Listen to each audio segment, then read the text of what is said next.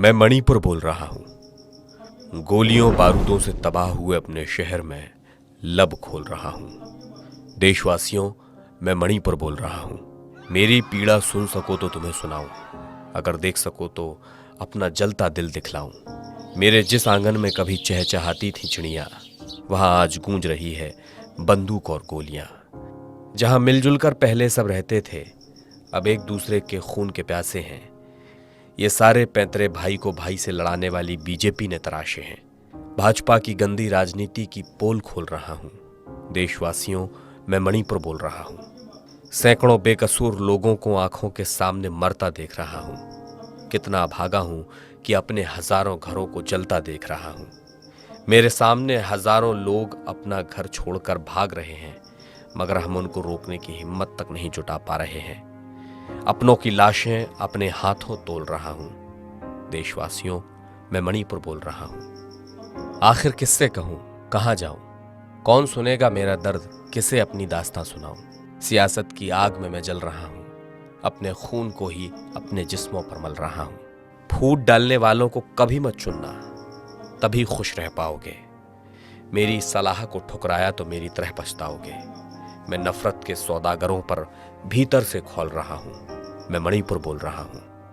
1995 में राजीव बब्बर ने फिल्म बनाई थी जिसका नाम था जल्लाद। फिल्म में मुख्य भूमिका में मिथुन चक्रवर्ती थे और उनके साथ मधु और रंबा, कादर खान, शक्ति कपूर वगैरह भी थे। इस फिल्म में बेस्ट एक्टर का जो नेशनल अवार्ड था वो मिथुन चक्रवर्ती को दिया गया था। एक इसी फिल्म का एक सीन है, उसकी रिकॉर्डिंग आपको सुनवाते हैं, पहले वो सुने, उसके बाद हम अपनी पूरी रिपोर्ट आपके सामने पेश करेंगे। शहर जलता है तो जलने दो, ये आग हमने ही लगाई है। लोग मरते हैं तो मरने दो, ये अपनी खुदाई है। मेरा जाम रहे, मेरी शाम रहे, मेरे पहलू में मेरी जान रहे। अभी जो आपके सामने हमने पेश किया वो राजीव बब्बर की फिल्म जल्लाद से एक डायलॉग था। अब हम आते हैं सीधे सीधे अपनी रिपोर्ट पर। आज की रिपोर्ट थोड़ी बड़ी हो सकती है क्योंकि इसमें कई सारे पहलुओं को हम शामिल करने की कोशिश करेंगे। एक जो बहुत भारत के अंदर जो इस वक्त मणिपुर में जो नॉर्थ के राज्य हैं उसमें पिछले 50 दिन से लगभग 50 दिन से भी ज़्यादा हो गए, 3 मई को हिंसा शुरू हुई थी और वो हिंसा भी जारी है।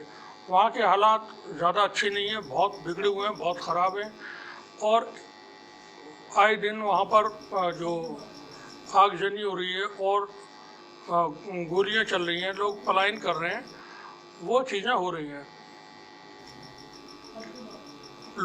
तमाम विपक्षी दल इसको लेकर के अपनी अपनी तरफ से सरकार से डिमांड कर रहे हैं और वो अपनी डिमांड्स के साथ साथ सरकार की ऊपर, प्रदेश सरकार और केंद्र की सरकार के ऊपर सवाल भी उठा रहे हैं कि यह सब कुछ हो रहा है और सरकार अभी तक खामोश है।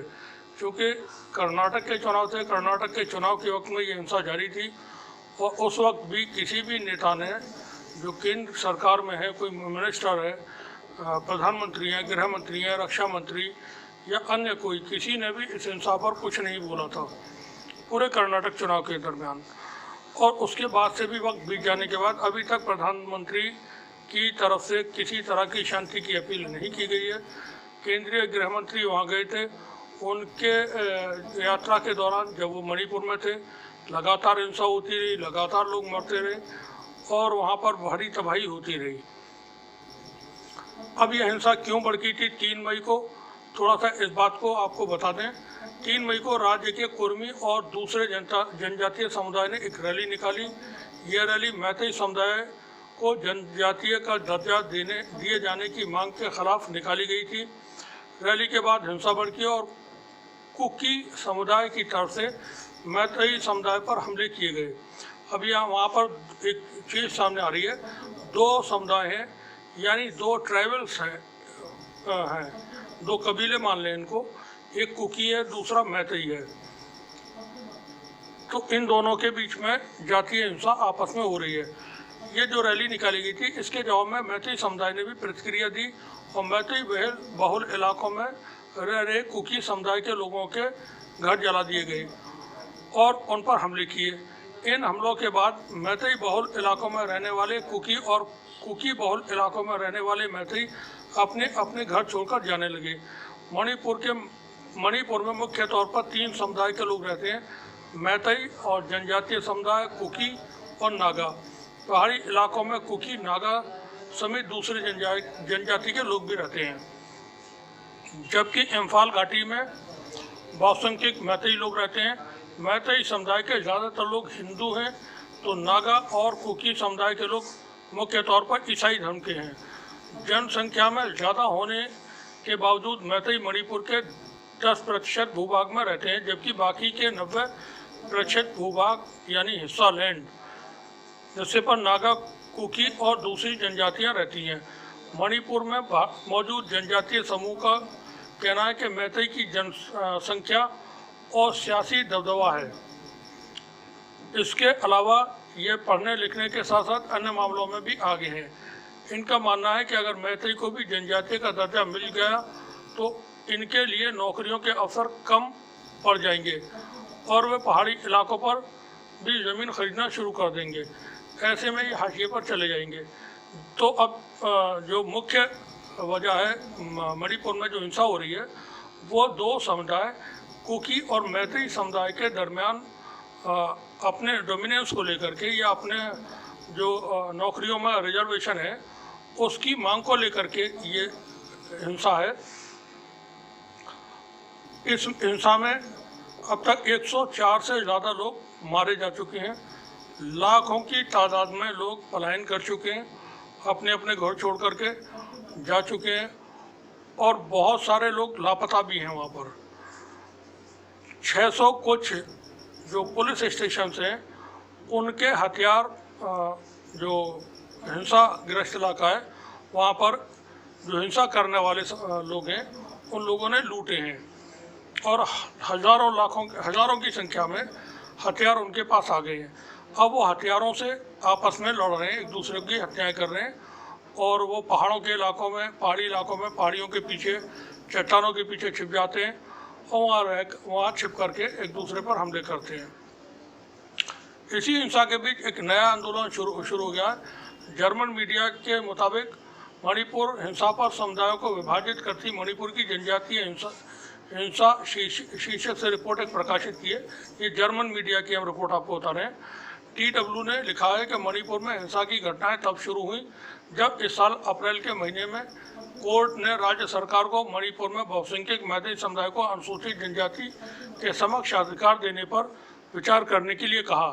रिपोर्ट में दावा किया गया है कि मैतेई लोगों को हिंसा के बाद सरकार और सुरक्षा बलों पर विश्वास नहीं है। मैतेई महिलाएं असम राइफल सुरक्षा बलों को अपने गाँव में आने से रोक रही हैं क्योंकि उनका आरोप है कि सुरक्षा बल कुकी लोगों से मिले हुए हैं। DW ने रिपोर्ट में हिंसा के बीच नए आंदोलन का भी जिक्र किया है। आंदोलन के बारे में जानकारी देते हुए बताया गया कि चूरा चांदपुर की पहाड़ियों में एक नया आंदोलन जोर पकड़ रहा है। पूरे ज़िले में चूरा चांदपुर नाम को साइन बोर्डों से हटाया जा रहा है और इसे लमका में बदला जा रहा है। लमका कुछ होता हुआ कोई वहाँ का टेक्निकल शब्द, उसमें बदला जा रहा है। स्थानीय लोग मुख्य रूप से कुकी और अन्य पहाड़ी जनजातियों का कहना है कि वे लोग अब मैतेई राजा चोरा चांद सिंह के साथ जुड़े नहीं रहना चाहते, जिनके नाम पर इस जगह का नाम रखा गया है। उनका कहना है कि वे अब मूल नाम पर लौट रहे हैं। यह कुकी और मैतेई के बीच गहराते विभाजन का संकेत है। कोई भी पीछे हटने को तैयार नहीं है। यह जर्मन मीडिया की एक रिपोर्ट है जो भी हमने आपको पढ़कर बताई। एक रिपोर्ट और है जो न्यूयॉर्क टाइम्स ने इस घटना पर रिपोर्ट की है और वो इसका जो टाइटल है, हेडिंग है, वह उभरते हुए भारत के एक सुदूर क्षेत्र में एक रक्तरंजित युद्ध क्षेत्र भी है। मणिपुर को वो युद्ध क्षेत्र यानी वॉर जोन बता रहे हैं। न्यूयॉर्क टाइम्स लिखता है, भारत दुनिया का सबसे अधिक आबादी वाला देश और सबसे तेज़ी से बढ़ती प्रमुख अर्थव्यवस्था अब एक युद्ध क्षेत्र का स्थल भी बन गया है, क्योंकि दूर दराज के पूर्वोत्तर राज्य मणिपुर में हफ्तों तक चली जाती हिंसा ने लगभग 100 से ज़्यादा लोगों की जान ले ली है। हज़ारों सैनिकों को हिंसा रोकने के लिए भेजा गया है, जो चीन से लगी सीमा समेत भारत के अन्य हिस्सों में तैनात थे। 35,000 से अधिक लोग शरणार्थी बन गए हैं, जिनमें से कई अस्थायी शिविरों में रह रहे हैं। इंटरनेट सेवा में कटौती कर दी गई है। भारत सरकार की रणनीति और यात्रा प्रतिबंधों ने बाहरी दुनिया के लिए राज्य की वर्तमान परिस्थितियों को देखना मुश्किल बना दिया है। तो ये जो हालात हैं, उसमें भारत के प्रधानमंत्री मणिपुर में जब हिंसा चल रही है पिछले 50 दिनों से और हालात अभी तक नहीं सुधरे हैं, वहाँ दोनों समुदाय के बीच में भारी हिंसा की खबरें मुस्तकिल आ रही हैं।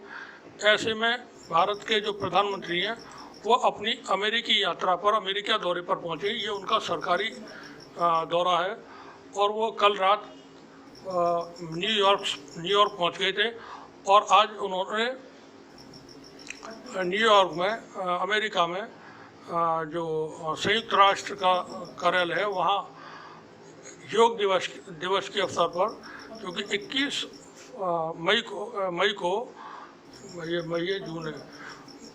जून को भारत नहीं बल्कि पूरी दुनिया में योग दिवस मनाया जाता है और इसका श्रेय भी प्रधानमंत्री मोदी को ही जाएगा कि उन्होंने इसको शुरू किया।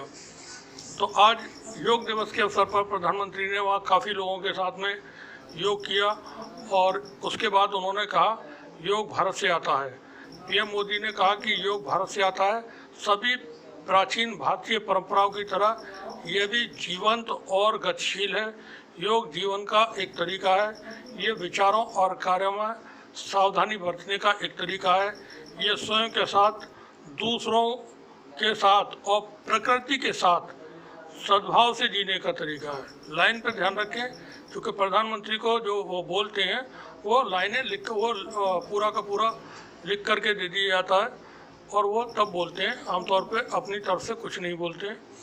तो यहाँ वो करेंगे ये स्वयं के साथ, दूसरों के साथ और प्रकृति यानी नेचर के साथ सद्भाव से जीने का तरीका है। दूसरों के साथ भी, ठीक है, यानी रंगों से पहचान नहीं अब करना है जैसा पहले की जाती थी कि दंगाई कौन से धर्म के हैं या कौन से जाति के हैं या कौन से वर्ग से हैं। ये दूसरों को मतलब आइडेंटिफाई नहीं करने का तरीका योग है। योग से शायद प्रधानमंत्री अगली बार जब भाषण दें तो वो दंगाइयों को कपड़ों से पहचाने जाते हैं जैसी बात शायद न कहें। बीबीसी ने एक ट्वीट किया है और वो लिखते हैं कि पीएम मोदी ने संयुक्त राष्ट्र संघ मुख्यालय में आयोजित अंतर्राष्ट्रीय योग दिवस समारोह में योग क्षेत्र का नेतृत्व किया। इस मौके पर उन्होंने कहा योग का अर्थ है जोड़ना, इसलिए आपका एक साथ आना योग के एक अन्य रूप की अभिव्यक्ति है। वहीं पीएम ने कहा, प्रधानमंत्री मोदी बोले हम योग की शक्ति का उपयोग न केवल स्वस्थ खुश रहने के लिए करें बल्कि स्वयं और एक दूसरे के प्रति दयालु होने के लिए भी करें। किस तरह के दयालु कि अकबर खां को मार दिया गया और आपके दादरी में अखलाक की हत्या हुई और तमाम जुनैद और नासिर और तमाम लोगों के नाम मौजूद हैं, उनकी पकड़ के घरों में घुस करके हत्याएं कर दी गई। तो इस तरह का दयालु बनने के लिए मना कर रहे हैं प्रधानमंत्री मोदी अमेरिका जा करके कि इस तरह के दयालु नहीं बनना बल्कि दयालु बनना है जो लोगों के साथ में रहम के साथ काम भी करें। आइए हम योग की शक्ति का उपयोग करें। मित्रता, एक शांतिपूर्ण दुनिया और एक स्वच्छ हरित और टिकाऊ भविष्य के पुल बनाने के लिए योग की शक्ति का उपयोग करें। आइए हम एक पृथ्वी, एक परिवार, एक भविष्य के लक्ष्य को साकार करने के लिए हाथ मिलाएं। यानी कि ये जो हिंदू राष्ट्र और अखंड भारत है उसकी तरफ बढ़ने के लिए सब मिलकर के कोशिश करें। इस बात का संदेश प्रधानमंत्री मोदी न्यूयॉर्क से दे रहे हैं और ये बड़ा ताकतवर संदेश है जो विदेशी धरती पे जाकर के उन्होंने ये दिया है। वैसे प्रधानमंत्री मोदी की बहादुरी और काबिलियत और उनके इंटेलेक्चुअल उनके होने के बहुत सारे उदाहरण मौजूद हैं और उनकी तारीफ करना चाहिए कि भारत के पास इस लेवल का एक शक्तिशाली प्रधानमंत्री पहली बार इतिहास में पहली बार हुआ है, जो अमेरिका में जाने के बाद कहता है कि अब की बार ट्रम्प सरकार। इस तरह की बात लोग नहीं कर पाते हैं, झिझकते हैं या और चीज़ों का ख्याल रखते हुए, लेकिन भारत के ही प्रधानमंत्री थे जिन्होंने चुनाव के वक्त जब रिपब्लिकन और डेमोक्रेट्स में चुनाव हो रहा था राष्ट्रपति के लिए, तो भारत के प्रधानमंत्री उस वक्त ट्रम्प के साथ थे और हाउडी मोदी जो प्रोग्राम हुआ था उसमें जाकर के प्रधानमंत्री मोदी ने वहाँ एक नारा दिया था और वो फिर बाद में गुजरात में भी एक कार्यक्रम में उन्होंने कहा था अब की बार ट्रम्प सरकार। अब ट्रम्प की सरकार तो है नहीं, बाइडेन की सरकार है। अब बाइडेन की सरकार में प्रधानमंत्री मोदी पहुंचे हुए हैं अमेरिका। अब बाइडेन साहब को प्रधानमंत्री मोदी के लिए रेड कारपेट भी बिछाना है, उनका वेलकम भी करना है। तो ये तमाम चीज़ें अब ये सब क्यों हैं? क्योंकि एक दुनिया में एक जंग चली हुई है इस वक्त, और जो ये वाली जो जंग है वो इराक वाली जंग नहीं है, अफ़गानिस्तान वाली जंग नहीं है, सीरिया यमन वाली जंग नहीं है। ये रूस चीन के ख़िलाफ़ अमेरिका और अमेरिका का जो गठबंधन है नेटो गठबंधन, और जो सबसे ख़तरनाक देश है दुनिया का वो है यूके ग्रेट ब्रिटेन। ये बात हम अपनी हर रिपोर्ट में तकरीबन कहते हैं कि जो भी कुछ इस दुनिया में बुरा होता है उसको करने के पीछे एक ही देश है, वो है ब्रिटेन। बाकी तो सब जैसे अमेरिका या और देश हैं वो इसके कारिंदे हैं ब्रिटेन के। ग्रेट ब्रिटेन सारी प्लानिंग तैयार करता है, सारी पॉलिसी तैयार करता है और काम करने के लिए इनको लगा देता है कि आप लोग जाएं और ये सब इम्प्लीमेंट करें और इसको इस तरह से और इसको इस तरह से करें। तो जो जंग चल रही है यूक्रेन की, उस जंग में भारत का जो रोल है, भारत का जो पक्ष है वो अमेरिका चाहता है कि अमेरिका के साथ हो, क्योंकि अभी तक भारत एक तरह से गुटनिरपेक्ष वाली जो नीति थी जो नासिर टीटू और नेहरू ने अपनाई थी उसी पर एक तरह से कायम है, और वो रूस के साथ है या किसी के साथ नहीं है, ऐसा भी कह सकते हैं। जिससे हम भारत को फ़ायदा है तो वो उसके साथ है, वो इसमें किसी दूसरे देश के साथ में इसलिए नहीं है कि वो शक्तिशाली देश है। तो भारत की सरकार यूक्रेन जंग के दौरान इस बात का ख्याल रखे हुए है कि भारत के इंटरेस्ट के किन बातों में है, उसके तहत वो पॉलिसी अपनी बना करके काम कर रहे हैं। जैसा कि अभी नेटो में इनवाइट किया गया था भारत को, और भारत के विदेश मंत्री ने वहाँ इनकार कर दिया कि हम भारत नेटो में शामिल नहीं होगा। अगर भारत नेटो में शामिल होता है तो चीन हमारे सर पे बैठा हुआ है, जो पहले ही लद्दाख के इलाके में वो इन्वेजन कर चुका है, और तकरीबन जैसा बताया जाता है रिपोर्ट्स में 2000 स्क्वायर किलोमीटर ज़मीन लद्दाख में वो घेर चुका है, और वहाँ परमानेंट उसने सेटलमेंट्स वगैरह बनाए हुए हैं। तो अब नेटो में अगर भारत शामिल होता है तो एक अननेसेसरी क्राइसिस पूरे एशिया में और पैदा हो जाएगी, और ऐसे में जो चाइना है, चाइना पाकिस्तान अफ़गानिस्तान और दूसरे दो देश नॉर्थ कोरिया, ये सब लोग मिल करके और ज़्यादा करीब आ जाएंगे और फिर प्रॉब्लम्स आपस में बढ़ेंगी। तो भारत के विदेश मंत्री ने वहाँ जाकर के इनकार कर दिया। अब जो भारत के प्रधानमंत्री वहाँ पहुँचे हुए हैं उस पर एक आपको रिपोर्ट बता दें। ये पहली बार नहीं है कि जब भारत के प्रधानमंत्री मोदी अमेरिकी यात्रा कर रहे हैं, वो इससे पहले भी कई बार अमेरिका जा चुके हैं, लेकिन ये पहली बार है जब वो प्रधानमंत्री बनने के बाद अमेरिकी राष्ट्रपति के निमंत्रण पर अमेरिका की यात्रा कर रहे हैं। मोदी के मानवाधिकार रिकॉर्ड को लेकर अमेरिका हमेशा से पशोपेश में रहा है। गुजरात दंगे के वक्त में जब वो मुख्यमंत्री थे तो उनकी बाहर की यात्राओं पर रोक लगा दी थी, अमेरिका ने भी रोक लगा दी थी कि will not allow Modi in US, क्योंकि अगर वो खुली बाहों से मोदी का स्वागत करता है अमेरिका तो मानवाधिकारों के उसके दावों की पोल खुल जाएगी। लेकिन चीन के मुकाबले के लिए उसे भारत को मोहरे के तौर पर इस्तेमाल करने की भी ज़रूरत है। इसलिए अमेरिका वो चाहता है कि भारत के प्रधानमंत्री का को यहाँ बुलाया करके उनका हम वेलकम करें और उनके साथ नज़दीकियाँ बढ़ाएं। चीन के ख़िलाफ़ अमेरिका की लड़ाई बहुत बढ़ी हुई है, बहुत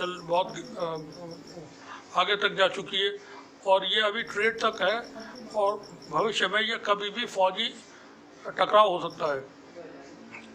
तो बता दें कि इसी दुविधा से निकलकर अपने हितों को प्राथमिकता देते हुए पहली बार मोदी को स्टेट विजिट के लिए अमेरिका ने निमंत्रण दिया है और उनके लिए रेड कारपेट बिछाई है। राजनीतिक मामलों के विशेषज्ञों का मानना है कि तेजी से बदली हुई वैश्विक व्यवस्था में अमेरिका अब यह बात अच्छी तरह से समझ गया है कि वो अकेले अपने दम पर चीन का रास्ता नहीं रोक सकता, इसलिए उसे चीन के पड़ोसी देशों और ख़ास तौर पर भारत को अपने पाले में करना पड़ेगा। इसलिए उसने मोदी सरकार के रहते हुए भी भारत की ओर से दोस्ती का हाथ बढ़ाया है, भारत की तरफ दोस्ती का हाथ बढ़ाया है और उसे सम्मान देने का दिखावा किया है। निश्चित रूप से अमेरिका भारत को चीन के सामने लाकर खड़ा करना चाहेगा ताकि दोनों पड़ोसी देशों की लड़ाई से उसे सीधा फायदा पहुंचे। अमेरिका यात्रा से ठीक पहले मोदी ने ट्वीट किया, हम व्यापार, वाणिज्य, नवाचार होता हुआ ये पता नहीं क्या नवाचार, प्रौद्योगिकी और ऐसे दूसरे क्षेत्रों में भारत यूएस संबंधों को मजबूत बनाना चाहते हैं। ये प्रधानमंत्री मोदी ने ट्वीट किया था। मोदी सरकार ने भारतीय प्रधानमंत्री की इस यात्रा को ऐतिहासिक करार दिया है, जबकि एक हिंदू दक्षिणपंथी नेता के नेतृत्व में भारत में मुसलमानों के साथ हो रहे सुलूक, मणिपुर में जारी हिंसा और बढ़ती बेरोजगारी को लेकर चिंताएं जताई जा रही हैं। लेकिन अब भी अमेरिकी राष्ट्रपति जो बाइडेन ने भी स्पष्ट कर दिया है कि वे आने वाले अगले कुछ वर्षों में अमेरिका को कई वैश्विक मुद्दों और चुनौतियों पर भारत के साथ की सख्त जरूरत है। हालांकि अमेरिका में मानवाधिकार संगठनों ने मोदी की अमेरिका की 3 दिवसीय यात्रा पर खुलकर विरोध करने का ऐलान किया है। वहाँ ह्यूमन राइट्स वॉच की एशिया की डायरेक्टर एलिना पियर्सन ने बाइडेन से मांग की है कि मोदी के सामने भारत के मानव अधिकारों के उल्लंघन के मामलों को उठाने में वे झिझक न दिखाएं। इनके संगठन ने मंगलवार को वाशिंगटन में 2002 के गुजरात सांप्रदायिक दंगों में मोदी की भूमिका पर बीबीसी की डॉक्यूमेंट्री के प्रदर्शन का ऐलान किया, जिसे मोदी सरकार ने भारत में बैन कर दिया था। गुजरात दंगों में पूर्व योजना के अनुसार हिंदू दक्षिणपंथी संगठनों ने मुसलमानों का नरसंहार किया था और सरकार ने उसके साथ सहयोग किया था। इन दंगों में 3,000 से ज़्यादा लोगों की मौत हुई थी। ये अभी एक रिपोर्ट है जो हमने आपको बताई।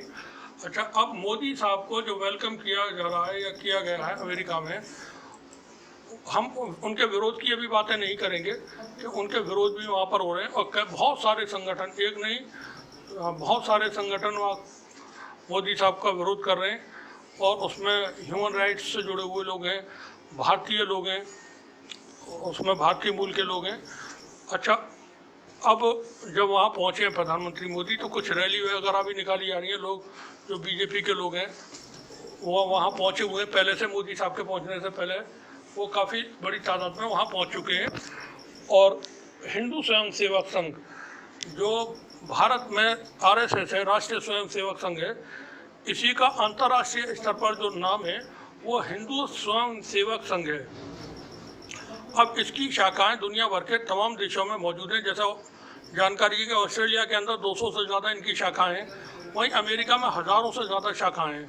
यूके, फ्रांस, कनाडा, इनमें बहुत इनके बड़े बड़े नेटवर्क हैं और इनके पास दौलत बहुत है। जो दौलत जैसे भारत के अंदर है, इनका कोई ऑडिट तो होता नहीं है, इनके पास कोई अकाउंट नहीं है, इनका कोई मेंबरशिप का कोई रिकॉर्ड नहीं है, इनके पास कोई रजिस्ट्रेशन नहीं है। ये दुनिया का एकमात्र ऐसा संगठन है जिसका आगे पीछे कोई अता पता नहीं है, लेकिन ये काम करता है अंडरवर्ल्ड की तरह। जिस तरह से माफिया लोग काम करते हैं, बड़े बड़े डॉन काम करते हैं, उस तरह से RSS का काम होता है। और RSS के लोगों का विदेशों में बहुत बड़ा संगठन है, अमेरिका में बहुत बड़ा संगठन है। पहले भी प्रधानमंत्री मोदी जहाँ जहाँ विदेशों में यात्राओं पर गए, वहाँ देखा होगा कि एयरपोर्ट के रास्ते में बहुत सारे लोग खड़े होते हैं झंडे बैनर वगैरह लेकर के और हाथ हिला रहे होते हैं, तो वो बुलाए जाते हैं। जैसे भारत के अंदर कोई रैली होती है तो गाँव देहातों से इधर उधर से बुला करके लोगों को बसों में, ट्रैक्टर में और दूसरे वाहनों में इकट्ठा करके ले जाते हैं कि आपको पूरी सब्जी की दावत मिलेगी, कुछ खर्चा मिलेगा, चलो। तो वहाँ भी शायद कुछ इसी तरह से लोगों को मैनेज करके ला करके सड़कों के किनारे खड़ा करके और हाउडी मोदी और वेलकम मोदी ये सब कुछ किया जाता है। तो आरएसएस की लॉबी जो हिंदू स्वयंसेवक संघ की लॉबी है वो अमेरिका में बहुत मजबूत है। ट्रम्प के वक्त में ये ट्रम्प को सपोर्ट करते थे, जबकि जो लिबरल इंडियंस थे वो सपोर्टर थे बाइडेन के। अब बाइडेन की सरकार में जो उनकी उपराष्ट्रपति हैं वो कमला हैरिस हैं, जो भारतीय मूल की हैं। और कमला हैरिस वक्त वक्त पर भारत के साथ उनका क्या मामला है, किस तरह का है, वो सामने आता रहता है। चाहे वो किसी भी तरह के ह्यूमन राइट का मामला हो, कश्मीर का मामला हो, दीगर और मामले CNRC समेत, वो भारत की आलोचना वक्त वक्त पर करती रही हैं, मोदी सरकार की आलोचना करती रही हैं। और मोदी साहब से आमने सामने उन्होंने सख्त सवाल पिछली यात्रा पर भी किए थे। तो बाइडेन एडमिनिस्ट्रेशन के अंदर उनको एहसास तो ये इस बात का होगा, लेकिन चूँकि वो जो देश है उसमें वहाँ का जो चीज़ें तय होती हैं वो मिलिट्री का जो थिंक टैंक है वो तय कर देता है कि हमको क्या करना है, सरकार को क्या करना है। तो बाइडेन की जो सरकार है उसको ये तो अभी तक याद होगा कि ये वही व्यक्ति हैं जो गुजरात दंगों के लिए अमेरिका ने इनको बैन किया था। ये वही व्यक्ति हैं जो वक्त वक्त पर और मामलों को लेकर के दुनिया में शोहरत पाते रहे। ये वही व्यक्ति हैं जो यहाँ आए थे और मेरे ख़िलाफ़ फ़ोन करके गए थे मेरे प्रतिद्वंदी के पक्ष में कि अब की बार ट्रम्प सरकार। तो ये तो एक ह्यूमन साइकोलॉजी है जो लोगों को याद रहती है। अब जब मोदी साहब वहाँ पहुँचे हुए हैं, अभी 3 दिन की उनकी यात्रा है, सरकारी यात्रा है, उनका ग्रैंड भव्य दिव्य विराट विशाल स्वागत होगा जगह जगह पर। वो वहाँ पर संयुक्त जो सम्मेलन होने जा रहा है उसको भी संबोधित करेंगे। अब वहाँ वो हिंदी में बोलेंगे या लैटिन अमेरिकन में बोलेंगे या अंग्रेजी में बोलेंगे ये पता नहीं, क्योंकि प्रधानमंत्री मोदी को विश्व की तकरीबन सभी भाषाएं आती हैं और वो बहुत बड़े ज्ञाता हैं, भाषाओं के बहुत ज्ञानी व्यक्ति हैं। और वो हर चीज़ में, चाहे वो साइंस हो या इतिहास हो या भूगोल हो, उनको हर चीज़ का बहुत बारीकी से ज्ञान है। तो हो सकता है वो लैटिन अमेरिकी भाषा में अमेरिकी संसद को संबोधित करें। वहाँ वही जो मणिपुर के हालात हैं वो अभी भी बिगड़े हुए हैं।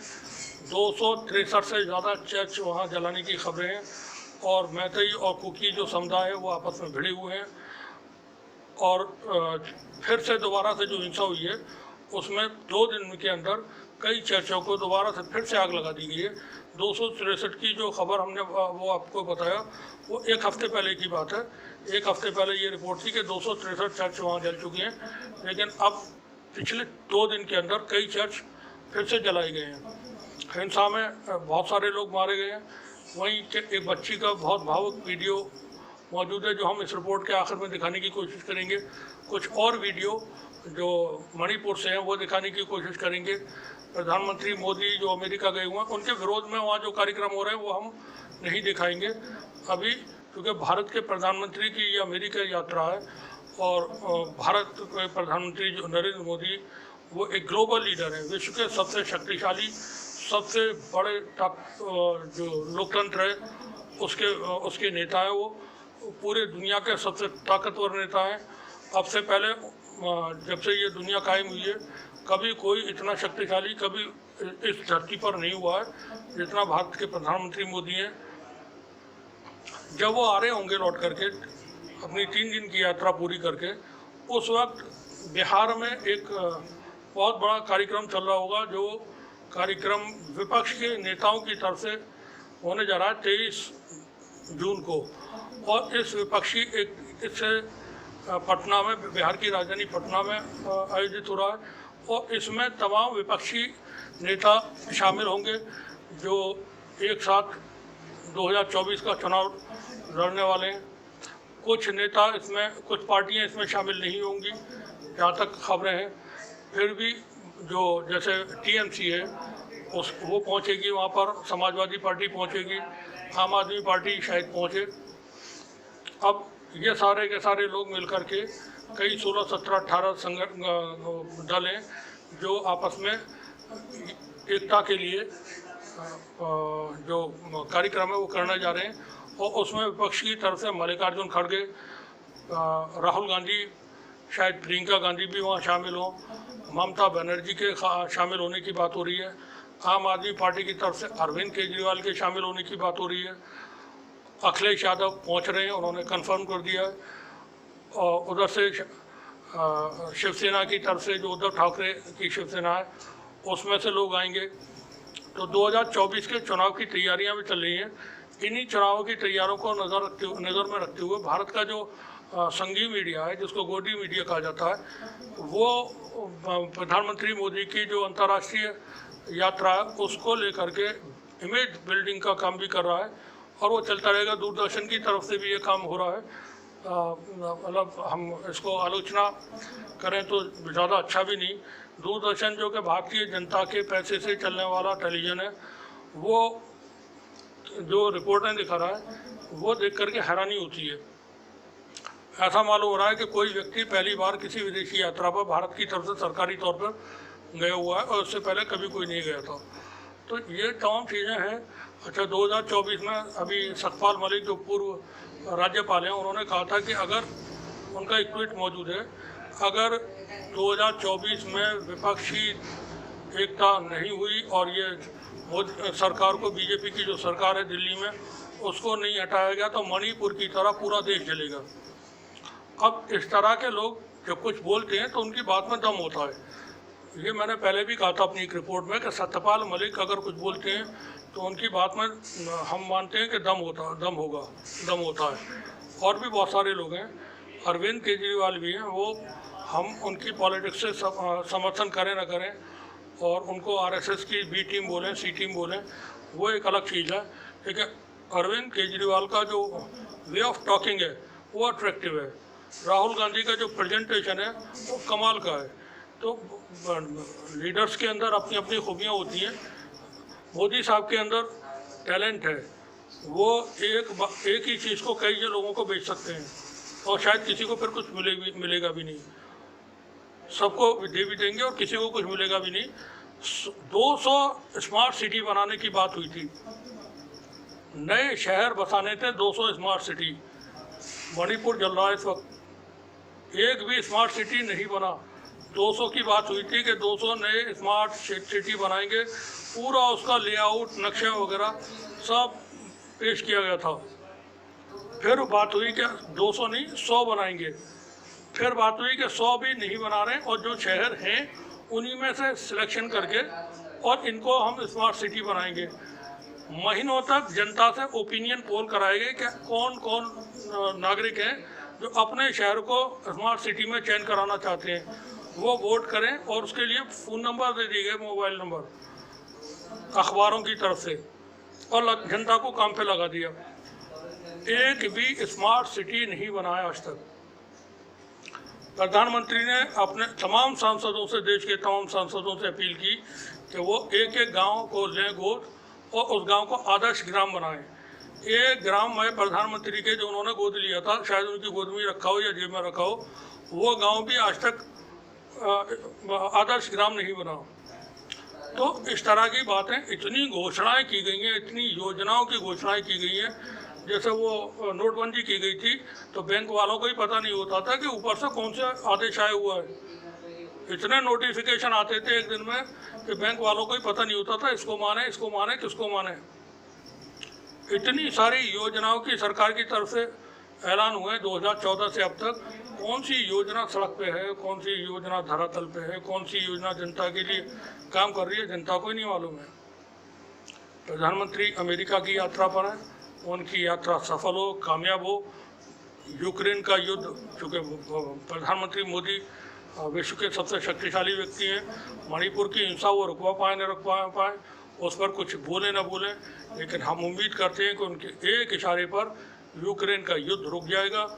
जैसे उन्होंने भारतीय जो हमारे छात्र वहाँ फंसे हुए थे यूक्रेन में, उनको निकलवाने के लिए सुदर्शन चक्र जैसा श्री कृष्ण जी चलाते थे, उस तरीके से आदेश दिया और वो युद्ध रोक दिया गया और भारतीय नागरिकों को, छात्रों को वहाँ से निकलने के लिए सेफ पैसेज दिया गया।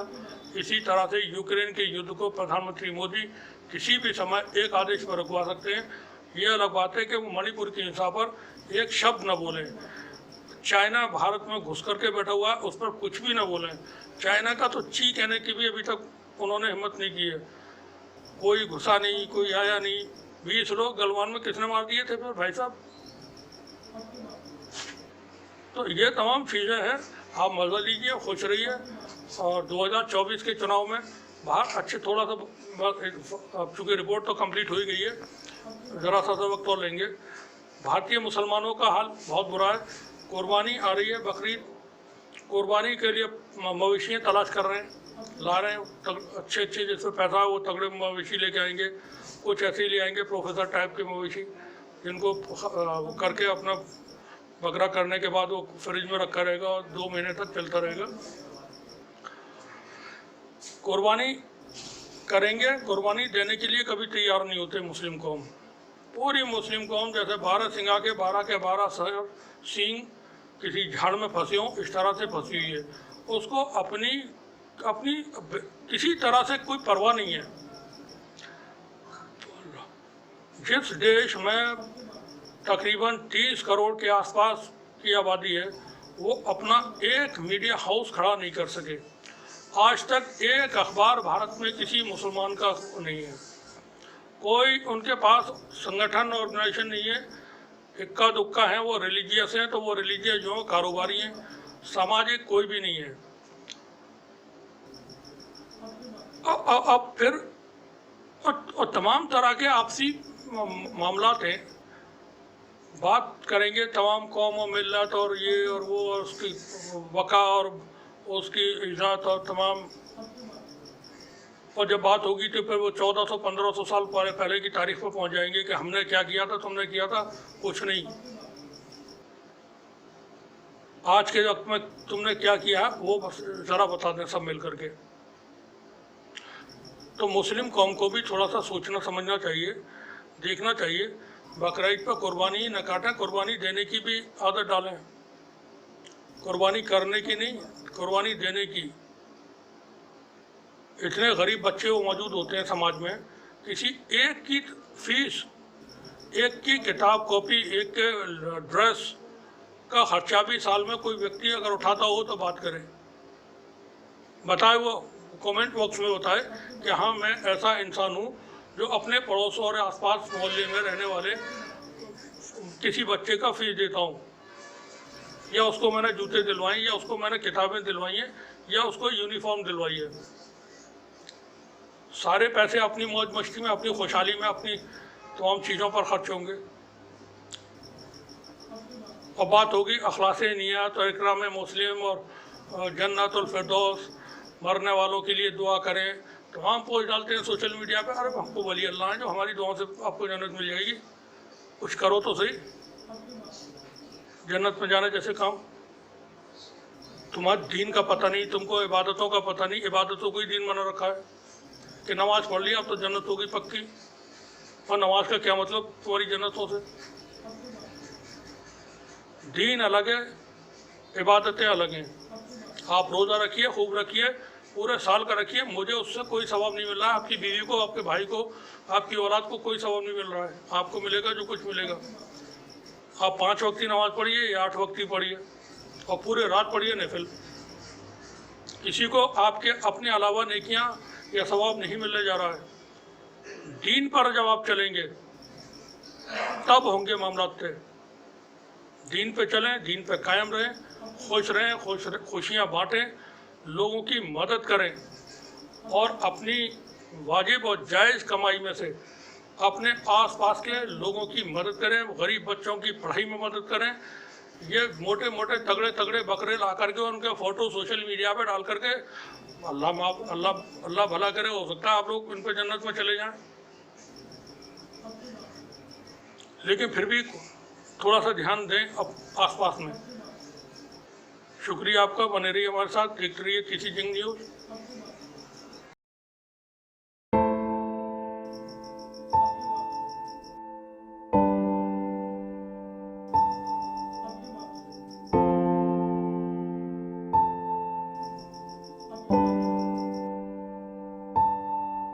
भाइयों बहनों, ज्यादा से ज्यादा ये मेरा क्या कर लेंगे भाई?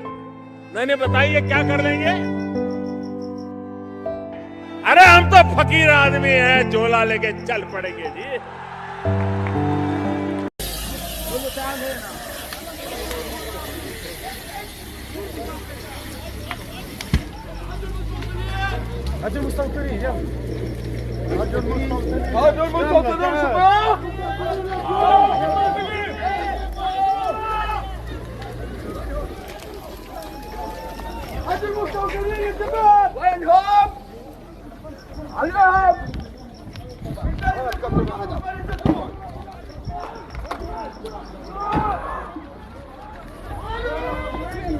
صدازن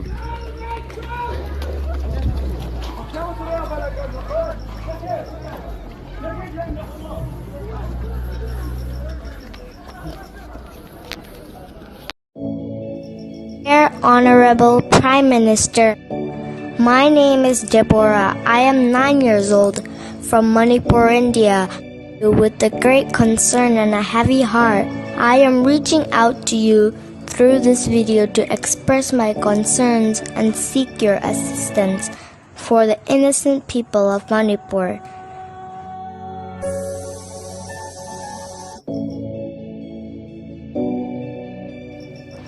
I have a deep love for my beautiful state of Manipur. However, we are currently facing numerous challenges that are greatly affecting the lives of innocent people. The impact of violence on our communities have been profound and devastating.